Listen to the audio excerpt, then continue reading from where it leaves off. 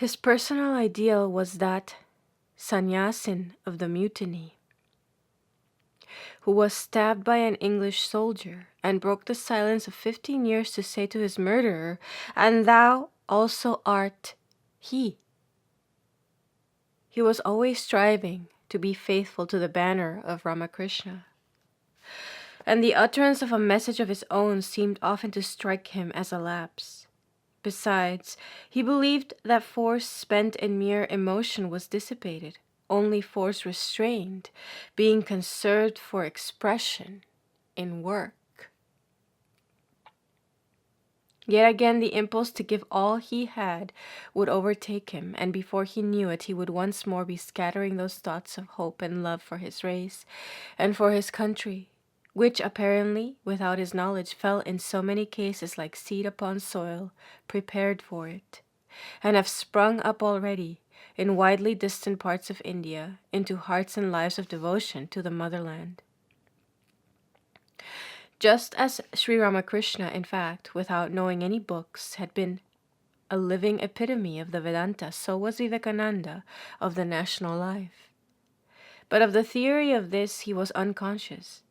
In his own words, applied to his own master, he was contented simply to live that great life and to leave it to others to find the explanation.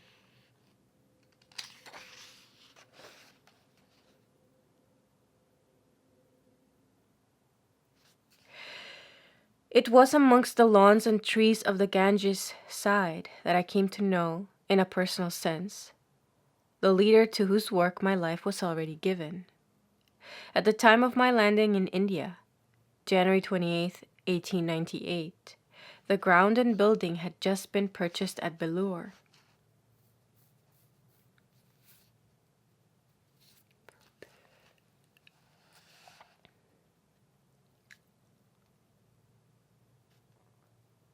Which were afterwards to be transformed into the Calcutta monastery of the Order of Ramakrishna.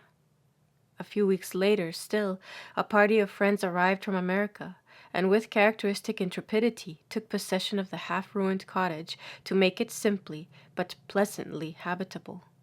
It was as the guest of these friends, here at Belur and later traveling in Kumaon and in Kashmir, that I began with them the study of India, and something also of the home aspects and relationships of the Swami's own life. Our cottage stood on a low terrace built on the western bank of the river, a few miles above Calcutta.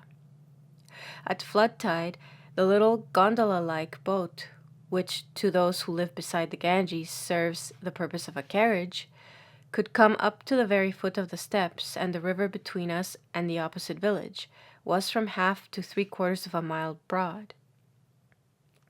A mile or so further up the eastern bank could be seen the towers and trees of Dakshineswar, that temple garden in which the Swami and his brothers had once been boys, at the feet of Ramakrishna Paramahansa.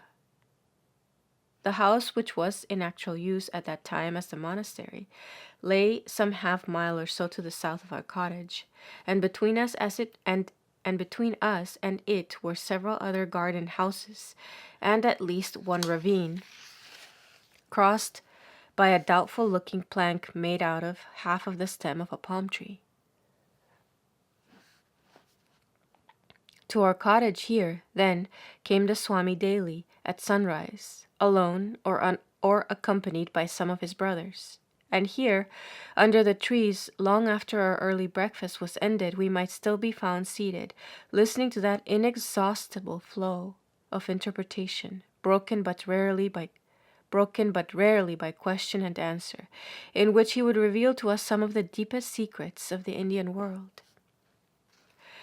I am struck afresh whenever I turn back upon this memory by the wonder as to how such a harvest of thought and experience could possibly have been garnered, or how, when once ingathered, could have come such energy of impulse for its giving forth.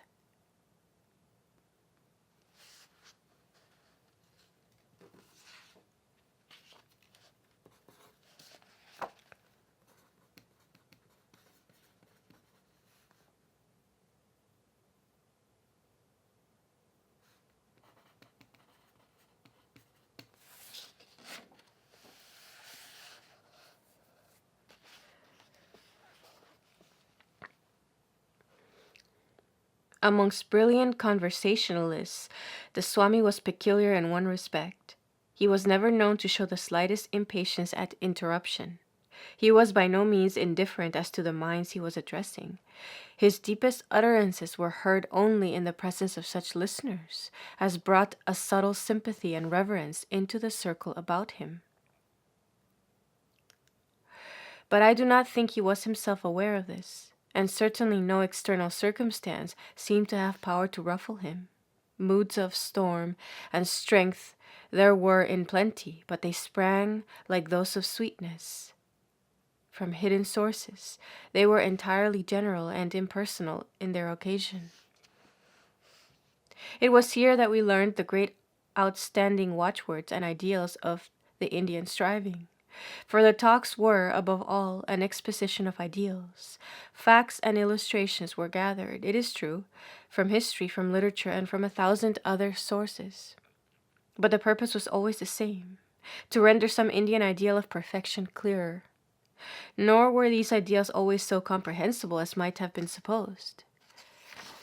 This was a world in which concentration of mind was the object of more deliberate cultivation than even the instincts of benevolence could require. But the time was not yet come in which this was to be argued as for or against India. The attainment of the impersonal standpoint was boldly proposed. In matters personal, be the witness, was a command heard oftener than that which bids us pray for our enemies. The idea of recognizing an enemy would have seemed to his mind a proof of hatred. Love was not love, it was insisted, unless it was without a reason or without a motive, as a Western speaker might have attempted, though perhaps with less force, to express the same idea. Purity and renunciation were analyzed untiringly. The great God, tempted by nothing, not kingship, nor fatherhood, nor wealth, nor pleasure, in all the worlds he had created, proving on the contrary, in matters worldly, a very simple fellow, incurious, easily deceived, and begging his daily handful of rice from door to door, shone through all our dreams. Titiksha, or non-correction of evil,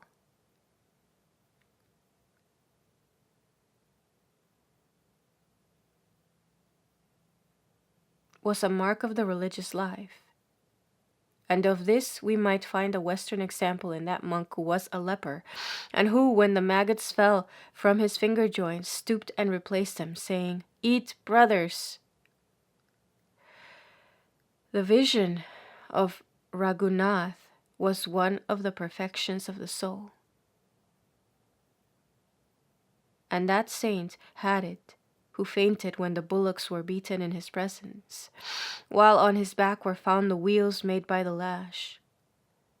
We were even called upon to understand a thought immeasurably foreign to all our past conceptions of religion, in which sainthood finds expression in an unconsciousness of the body, so profound that the saint is unaware that he goes naked, for that delicate discrimination of a higher significance in certain cases of nudity, which in Europe finds its expression in art, in India finds it in religion, as we, in the presence of a Greek statue, experience only reverence for the ideal of beauty.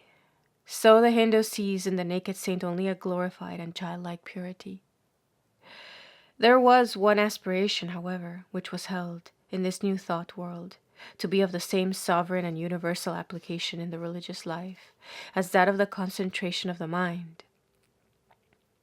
This was the freedom of the individual soul, including all the minor rights of thought, opinion, and action. Here lay the one possession that the monk was jealously to guard as his own, the one property on which he must brook the foot of no intruder. And as I watched the working out of this in daily life, I saw that it amounted to a form of renunciation, to accept nothing, however pleasant, if it concealed a fetter.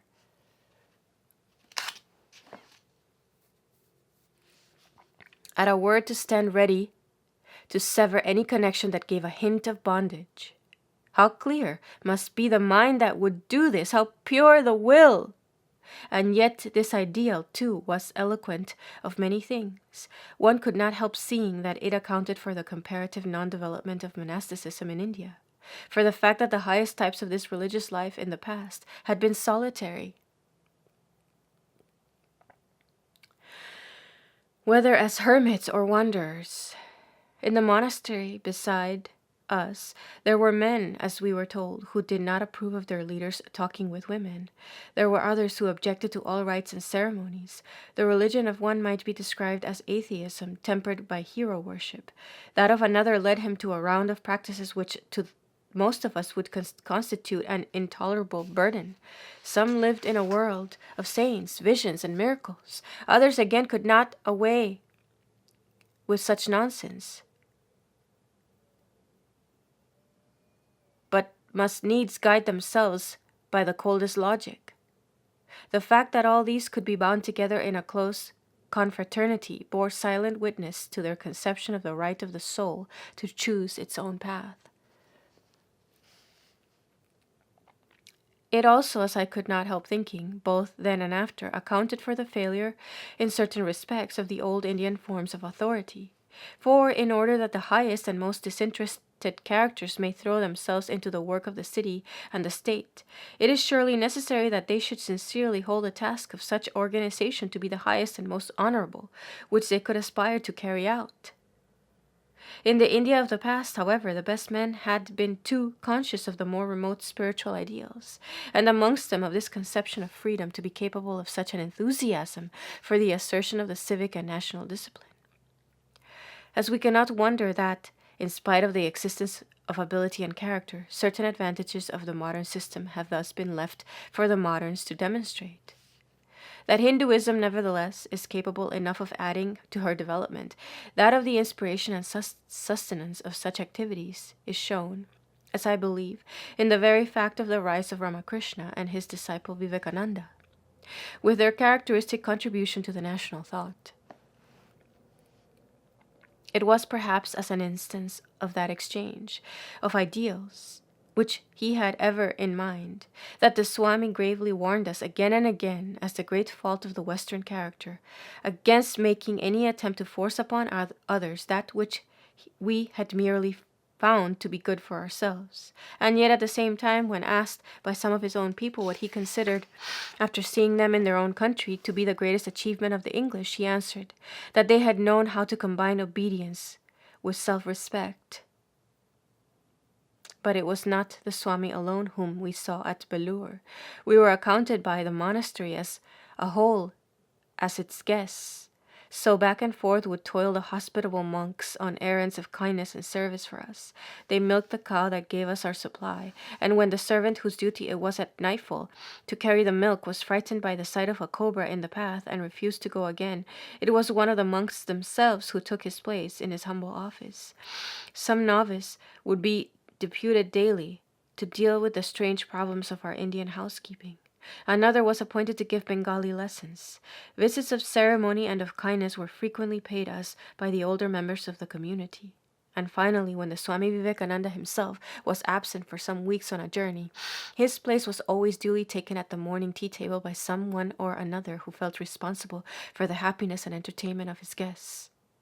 In these and 1,000 similar ways we came in touch with those who could reveal to us the shining memory that formed the warp on which, as woof, were woven all these lives of renunciation.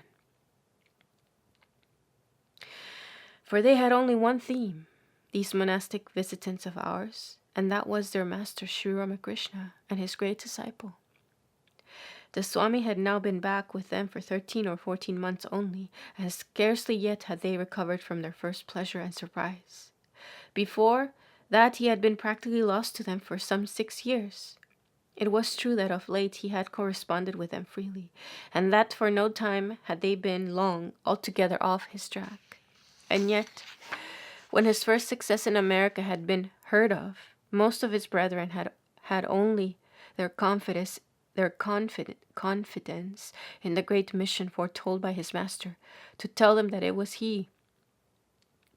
Those who have witnessed here or there some great life of asceticism will recognize a mood of passionate longing to those To lose one's own identity, to be united with the lowliest and most hidden things, to go forth from amongst men and be no more remembered by them, as an element in the impulse of renunciation. This it is which explains, as I think, the long silence and seclusion in caves, the garb of mud and ashes so often worn as a man wanders from forest to forest and village to village.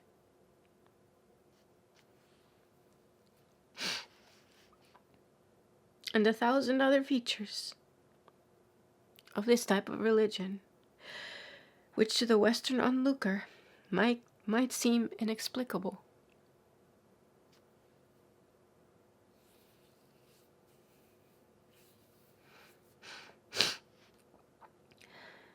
This mood would seem to have been much with the Swami in the early years after the passing of his master.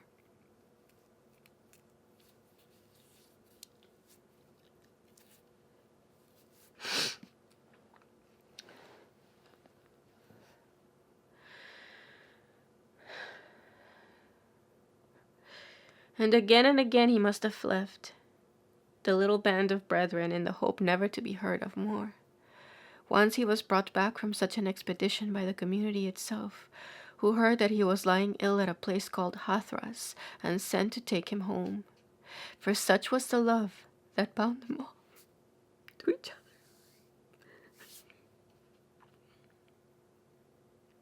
other. And especially to him, that they could not rest without nursing him themselves.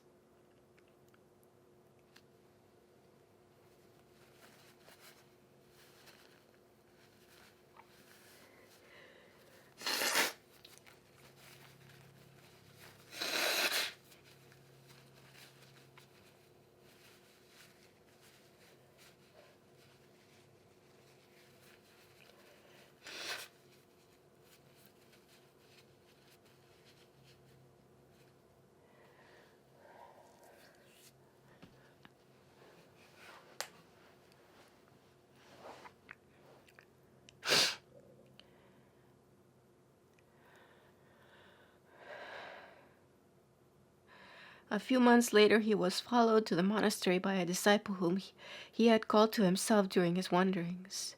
This man's name in religion was Sadananda, and from his account, from its strong broken English, I gleaned the record of the life that was lived at this period in the monastery. When he arrived, it had taken him some 2 or 3 months by means of railway service to earn his way to Calcutta from his old home. He found the Swami on the point of setting out once more, but for his sake this journey was abandoned, and the departure that was to have taken place that evening did not occur till 12 months later. The Swami's mission began with me, says this first disciple proudly, referring to this time. During this year, he, the master, would work 24 hours at a time. He was lunatic-like. He was so busy. Early in the morning, while it was still dark, he would rise and call the others, singing, "Awake! Awake! All ye who would drink of the divine nectar!" Then all would proceed to meditation, afterwards drifting almost unconsciously into singing and talking, which would last till noon or even later. From hymns and chanting they would pass into history. Sometimes it would be the story of Ignatius Loyola, again of Joan of Arc, or the Rani of Jhansi, and yet again the Swami would recite long passages from Carlyle's French Revolution, and they would all sway themselves backwards and forwards dreamily, repeating together, "Vive la République! Vive la République!" Or the subject of their reveries might be St. Francis of Assisi, and with the same unconscious instinct of the dramatist, they would lose themselves in an endless identification with his "Welcome, Sister Death!" It might perhaps be 1 or 2 o'clock when Ramakrishnananda, the cook, housekeeper, and ritualist of the community, would drive them all with threats to bathe and eat. But after this they would again group, again would go on the song and talk till at last evening had come, bringing with it the time for the 2 hours of arati, to Sri Ramakrishna, as often as not. Even this would scarcely break the absorption. Again would follow song and talk of the master. Again would come to the trances of meditation. Or on the roof till long after midnight, it might be, they would sit and chant, Hail Sita Rama! The special festivals of all religions brought each their special forms of celebration. At Christmas time, for instance, they would recline with long shepherd's crooks around a lighted log and talk in low tones of the coming of the angels to the lonely watchers by their flocks and the singing of the world's first Gloria. Very curious is the story of how they kept Good Friday. Hour after hour had gone by, and they had risen gradually to that terrible exaltation of spirit which comes to those who give themselves to that day.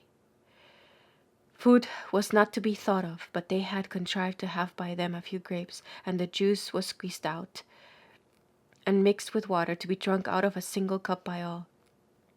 In the midst of such scenes, the voice of a European was heard at the door, calling on them in the name of Christ.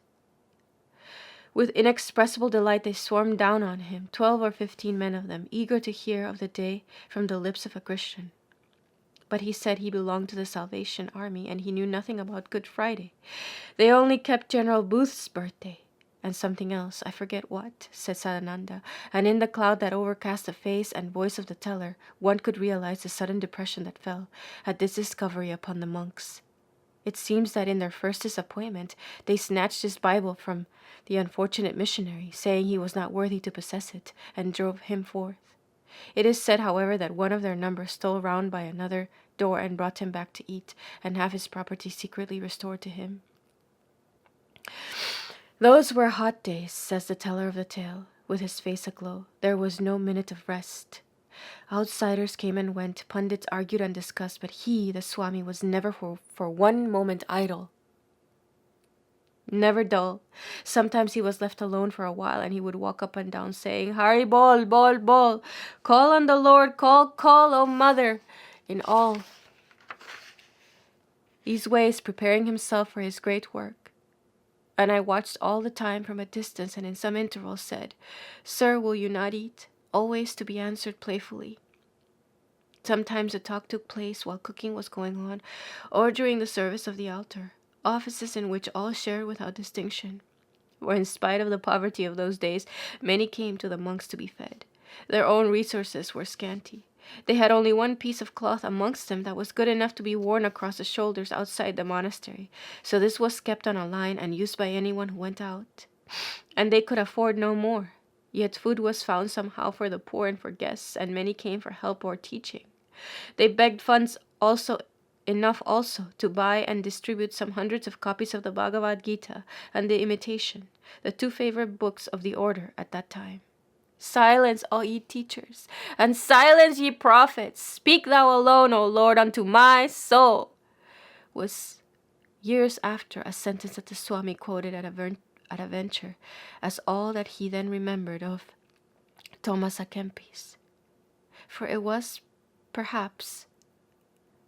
it is perhaps needless to say that while this book took its place by degrees amongst experiences remembered, the Gita grew every day in fullness of power and beauty in the minds of these Hindu children of Ramakrishna.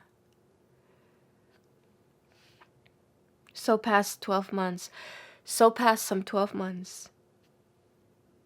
Then the Swami went away to Ghazipur to visit Pavadi Baba.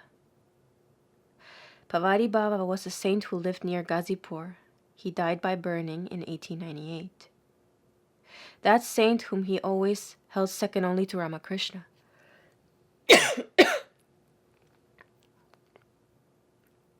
He came back in a couple of months to share the treasure he had gained with others. Suddenly news came that one of the brothers by name Yogananda was lying ill with small pox at Allahabad, and a party, followed by the Swami, started to nurse him. At Allahabad, to take up once more Sadananda's account, many days were passed in religious education. It was as if Yogananda's sickness had been a mere incident, a call given through him, and the whole town came and went in a great stirring. Small groups would enter and leave in a constant succession for days and nights together, the Swami being always in his highest and greatest mood.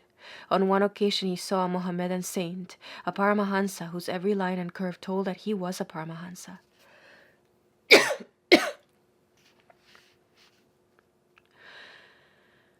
And this was the occasion of a great hour. Sometimes naked, sometimes mad. Now a scholar, again as a fool. Here a rebel, there a saint. Thus they appear on the earth, the Paramahansas. So repeating the marks of the Paramahansas from the Viveka Chudamani of Shankaracharya.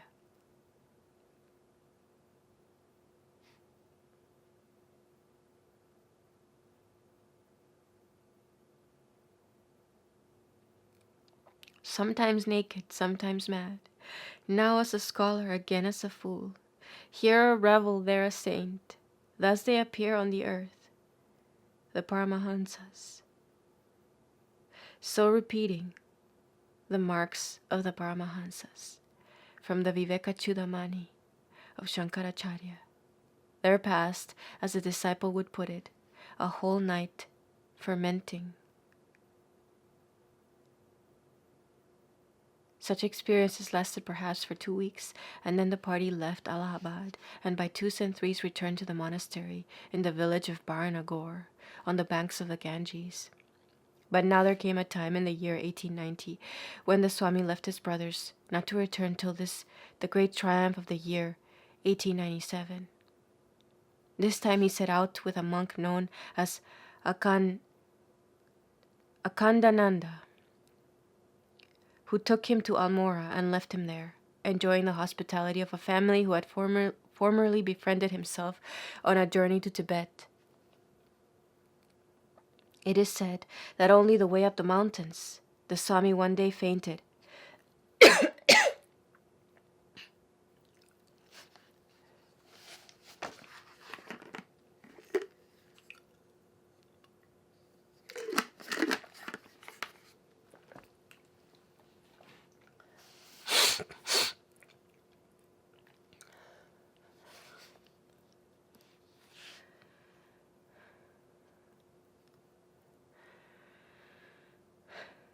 It is said that on the way up the mountains, the Swami one day fainted with hunger, when a poor Mohammedan found him and prepared and gave him a cucumber, which practically saved his life. How long the brothers had been without food, I do not know. It may have been that at this time, as certainly later, he was under the vow to ask for nothing, waiting always for food and drink till they were offered. He told one who knew him during that period and questioned him that the longest time he had ever gone without food under this austerity was 5 days. After this, the thread of his wanderings was lost. He rode occasionally, but the monks themselves were scattered. It had been so dull after they lost him, says the narrator, and even the first home had to be abandoned, for the landlord talked of rebuilding. There was one monk, however, Ramakrishnananda by name, who would not leave the ashes of their master, but vowed with rock-like determination to keep a roof overhead, come storm, come shine, so to speak, for them and for his brothers, till they should all foregather in their worship room once more. He, then, with Nirmalananda, the occasional residence of one Premananda, and the new member of the fold as dishwasher, removed to a house some distance away, but still in the immediate neighborhood of Dakshineswar, and the monastery which had previously been at Baranagore was now known as the Alum Bazar Math. Akhandananda at this time was always chasing, always in pursuit of the absent leader. Every now and then he would hear of him in some town and would arrive there only in time to hear that he was gone, leaving no trace. Once the Swami Trigunatita found himself in trouble in a Gujarati state, when someone said that a Bengali sadhu was staying with the Prime Minister, and if he appeared to him he would surely give him aid. He made his appeal and found that the unknown sadhu was the Swami himself. But he, after rendering the assistance that was needed, sent his brother onwards and himself proceeded alone.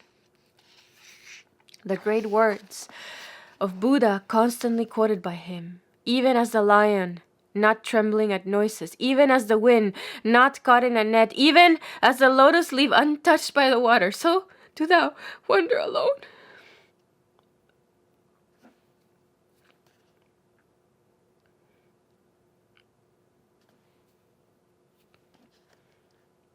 like the rhinoceros, were the guiding principles of his life at this time.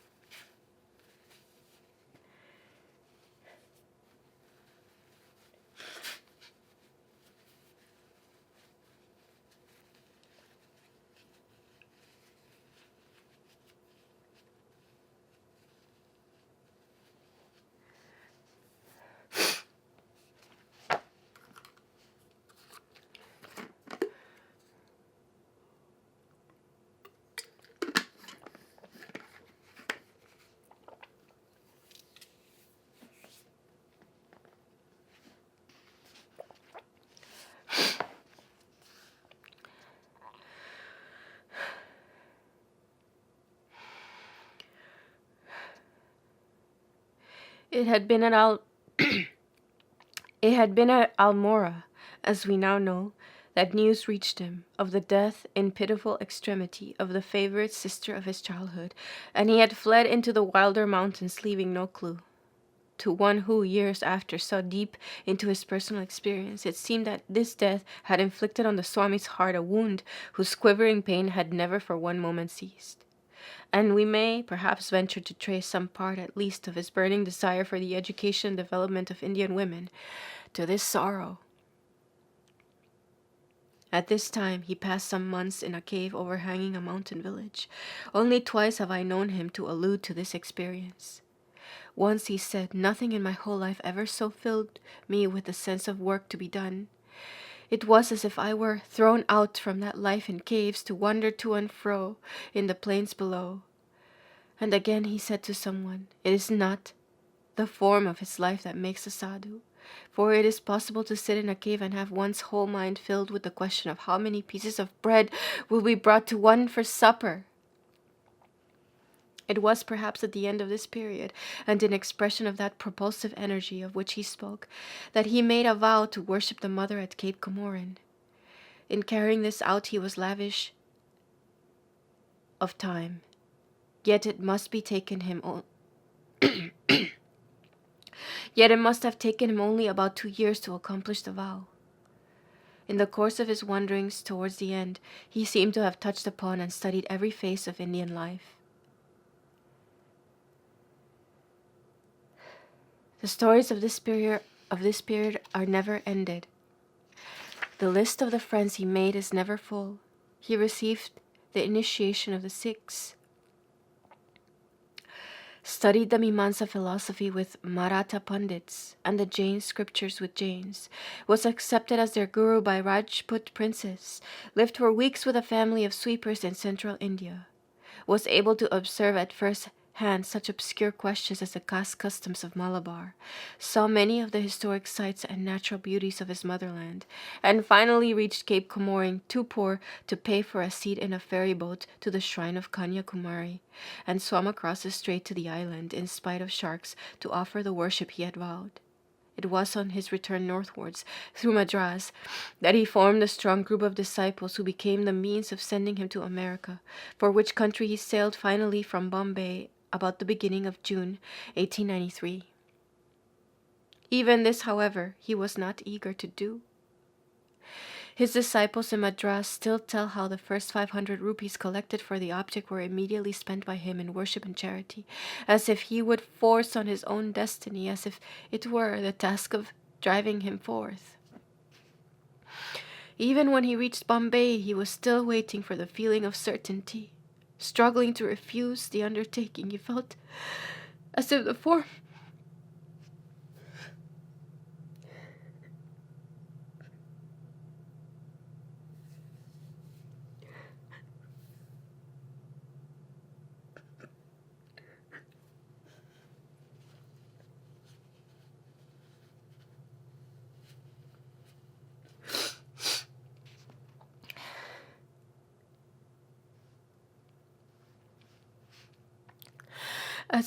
of his own master appeared to him constantly and urged him to go.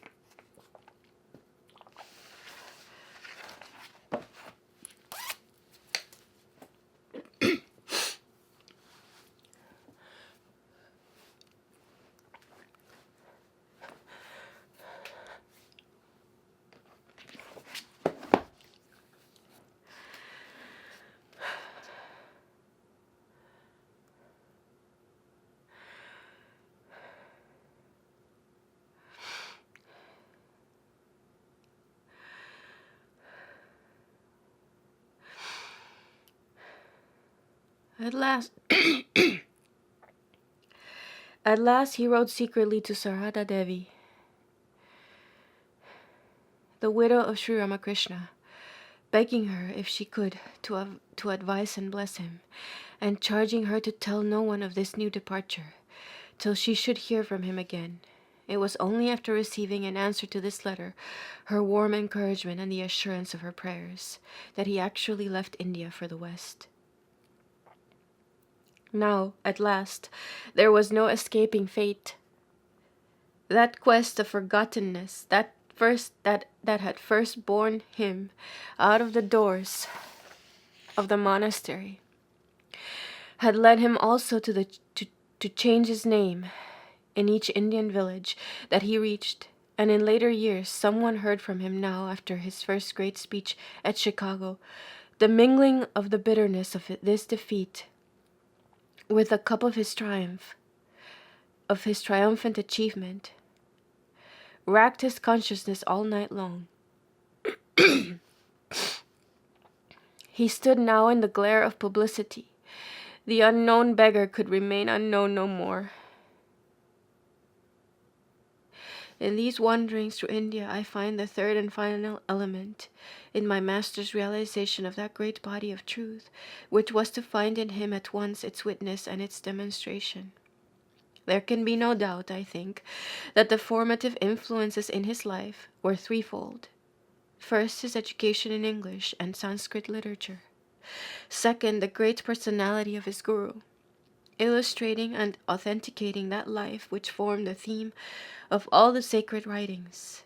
And thirdly, as I would maintain, his personal knowledge of India and the Indian peoples, as an immense religious organism of which his master himself, with all his greatness, had been only, as it were, the personification and utterance.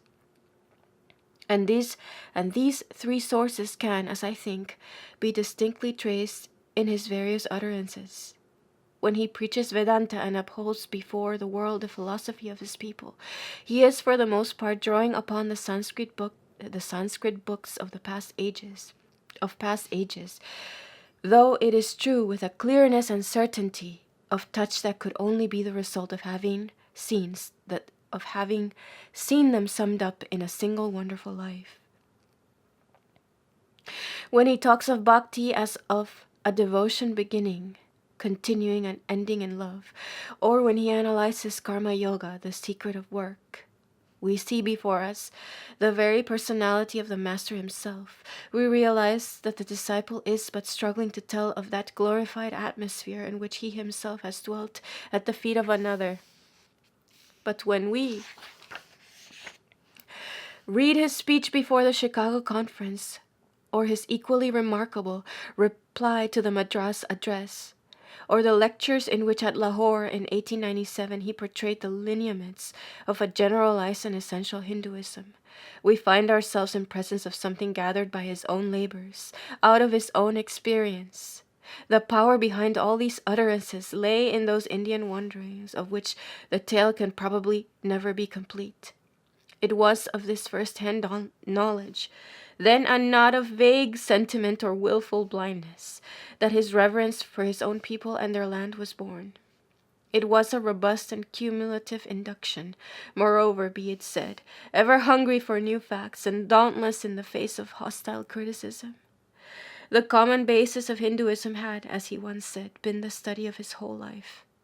And more than this, it was the same thorough and first-hand knowledge that made the older and simpler elements in Hindu civilization loom so large in all his conceptions of his race and country. Possessed of a modern education that ranked with the most advanced in his own country, he yet could not, like some moderns, ignore the sannyasin or the peasant, the idolater or the caste-ridden, as elements in the great whole called India. And this determined inclusiveness was due to that life in which he had for years together been united with them.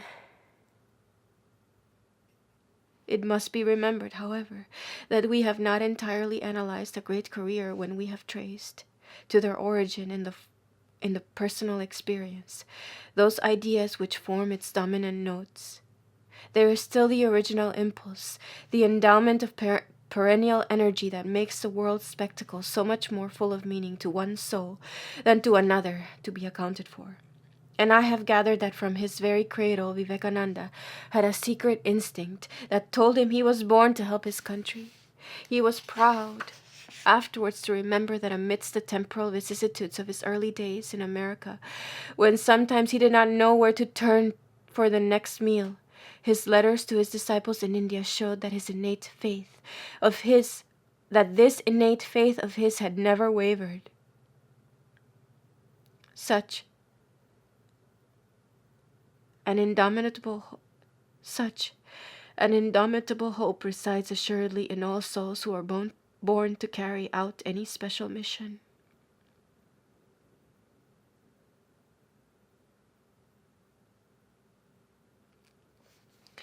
It is a deep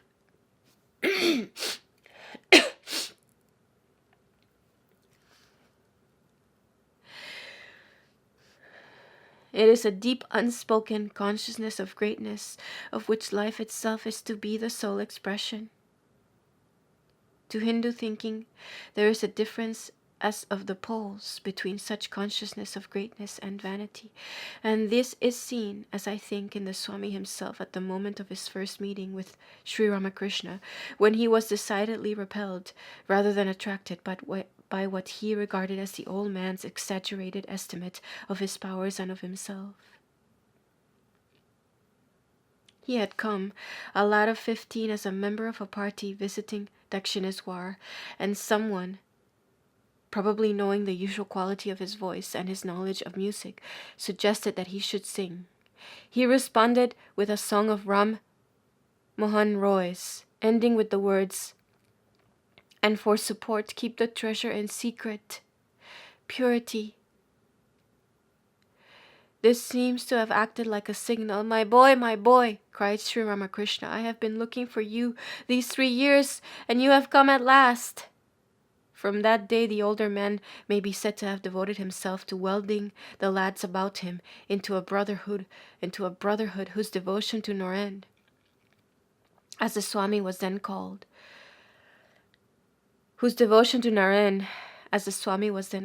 would be unswerving. He was never tired of foretelling his great fame,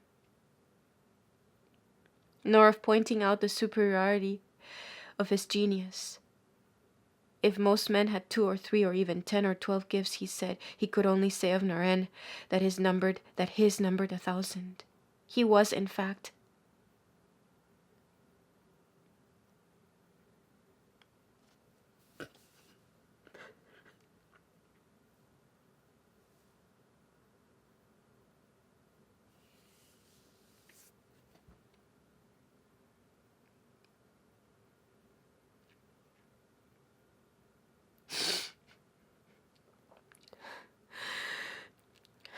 The thousand petal lotus.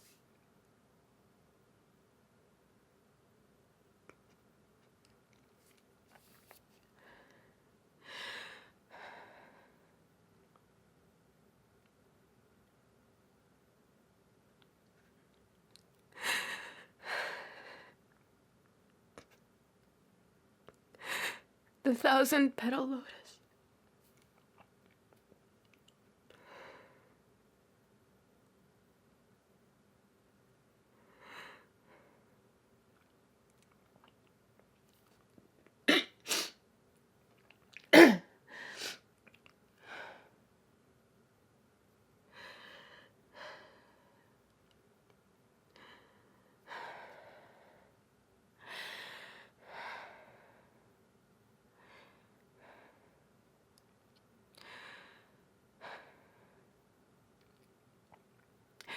The thousand petal lotus.